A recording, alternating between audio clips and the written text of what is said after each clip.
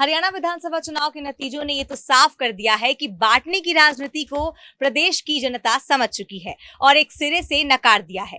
अगड़े को पिछड़े से, दलित को स्वर्ण से, गरीब को अमीर से जो बांटने वाला राजनीतिक प्रयोग लोकसभा चुनाव में किया गया, वो मोदी सरकार के 100 दिनों के कार्यकाल ने जनता को बता दिया।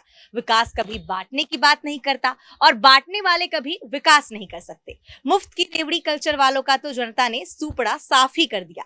अकेले 89 सीटों पर अपनी दावेदारी आजमाने वाली 2 राज्यों में सरकार चलाने वाली अरविंद केजरीवाल की आम आदमी पार्टी प्रभाव छोड़ने में नाकाम रही। उसे वहां एक भी सीट नहीं मिली। आपके लिए प्रदर्शन खतरे की घंटी की तरह सामने आता दिख रहा है।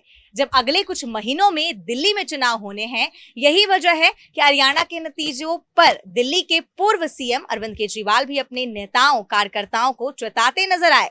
आइए जानते हैं हरियाणा चुनाव में आपके प्रदर्शन को।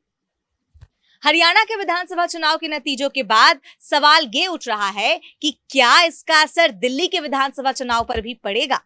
हालांकि पिछले विधानसभा चुनाव के वक्त भी हरियाणा में बीजेपी की जीत के बावजूद आम आदमी पार्टी ने दिल्ली में बम्पर जीत हासिल की थी, लेकिन इस बार खुद पूर्व मुख्यमंत्री अरविंद केजरीवाल ने अपने नेताओं को अति आत्मविश्वास और आपसी कलह से बचाने की सलाह तो दे दी है, साथ ही ये नसीहत भी दी है कि वो चुनाव को हल्के में ना लें।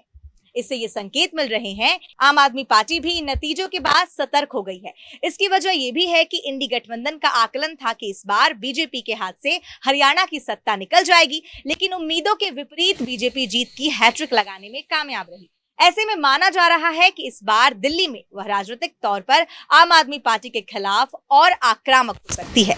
बता दें कि केजरीवाल हरियाणा चुनाव के नतीजों पर इसीलिए भी मंथन करना चाहेंगे क्योंकि वहां उन्हें उम्मीद के मुताबिक कामयाबी नहीं मिली।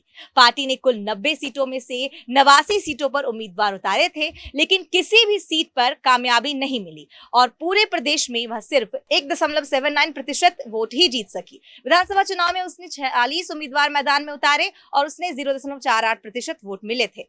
इसके बाद हरियाणा में किंग मेकर बन सकते हैं केजरीवाल, लेकिन नतीजे इस बार भी उनके पक्ष में नहीं रहे और उम्मीदों पर पानी फिर गया। वहीं अब राजनीतिक पंडितों का मानना है कि हरियाणा के नतीजों के बाद आम आदमी पार्टी दिल्ली में अपनी चुनावी रणनीति में भी कुछ बड़े बदलाव कर सकती है।